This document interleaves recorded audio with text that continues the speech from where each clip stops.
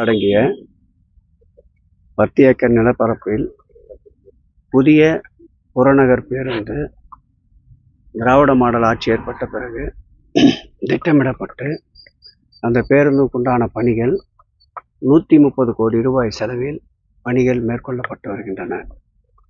மாண்புமிகு தமிழக முதல்வர் அவர்கள் இந்த பேருந்து நிலைய பணிகளை இந்த ஆண்டு இறுதிக்குள் மக்கள் பயன்பாட்டிற்கு கொண்டு வர வேண்டும் என்ற உத்தரவுக்கிணங்க இன்றைக்கு நானும் எங்கள் துறையுடைய செயலாளர் அன்பிற்கினிய காகர்லா உஷா அவர்களும் இந்த தொகுதியுடைய சட்டப்பேரவை உறுப்பினர் அன்பிற்கினிய வரலட்சுமி மதுசூதன் அவர்களும் இந்த மாவட்டத்துடைய ஆட்சியாளர் அவர்களும் எங்கள் துறையினுடைய உறுப்பினர் செயலாளர் பிரகாஷ் அவர்களும் சிஇஓ அவர்களும் ஒருங்கிணைந்த ஆய்வினை மேற்கொண்டிருக்கின்றோம்.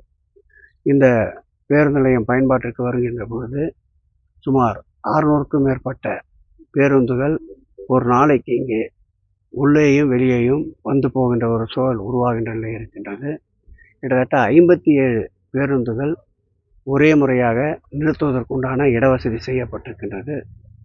அதேபோல் குடிநீர், கழிப்பிட வசதி, திடீரென்று உடல்நலக்குறைவு ஏற்படுகின்ற போது அதற்கு தேவையான மருத்துவ வசதி, அதேபோல் உணவகங்கள், தாய்மார்களுக்கு பாலூட்டும் அறை போன்ற அனைத்து தற்காலிக நாகரிகத்திற்கு ஏற்றாற்போல் அனைத்து வசதிகளுடன் கூடிய ஒரு பேருந்து நிலையம் இந்த இடத்தில் அமையப்பட இருக்கின்றது. இந்த பேருந்து நிலையம் அமையப்படுவதால் சென்னையுடைய போக்குவரத்து நெரிசலுக்கு நிச்சயமாக போக்குவரத்து நெரிசல் குறைவதற்குண்டான ஒரு வாய்ப்பாக இந்த பேருந்து நிலையம் அமையப்பெறும் என்பதை மகிழ்ச்சியோடு தெரிவித்துக் கொள்கிறோம்.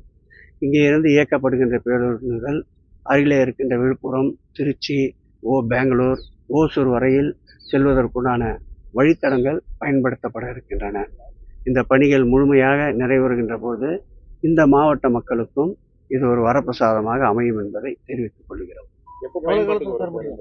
இந்த ஆண்டு இறுதிக்குள் மக்கள் பயன்பாட்டிற்கு நிச்சயமாக கொண்டு வரப்படும்.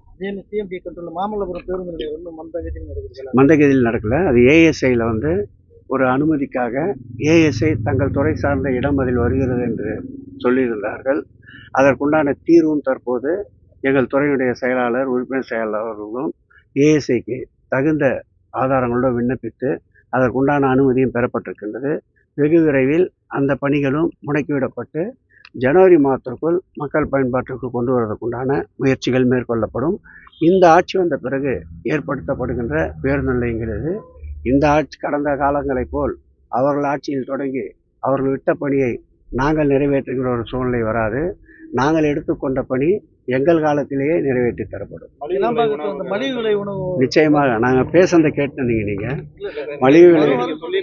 மலிவு விலை உணவகம் நிச்சயமாக தற்போது நாங்கள் திறக்கப்பட இருக்கின்ற கூத்தம்பாக்கம் பேருந்து நிலையமாகட்டும், செங்கல்பட்டு பேருந்து நிலையமாகட்டும், மாமல்லபுரம் பேருந்து நிலையமாகட்டும், ஆவடியில் ஏற்படுத்த போகின்ற புதிய பேருந்து நிலையமாகட்டும், இந்த பேருந்து நிலையங்களில் மலிவு விலை உணவகம் நிச்சயமாக செயல்படுத்தப்படும். தொடர் முயற்சியாக உங்கள் கோரிக்கையின் அடிப்படையில் நாங்கள் கிளாம்பாக்கத்திலும் பல்வேறு இதுபோன்ற சுயதொழில் செய்பவர்களை அணி கேட்டோம். சமைப்பதற்குண்டான இடங்களை கேட்டுக்கொண்டிருக்கின்றார்கள். அதற்குண்டான சாத்தியக்கூறுகளும் ஆராய்ந்து கொண்டிருக்கின்றோம். நிச்சயமாக அங்கும் ஒரு மலிவு விலை உணவகம் ஏற்படுத்துவதற்கு உங்களிடம் சொல்லியது போல், உங்களிடம் எடுத்து கூறியது போல் உங்களுடைய கோரிக்கை, உங்களுடைய நல்ல ஆலோசனை நிறைவேற்றப்படும்.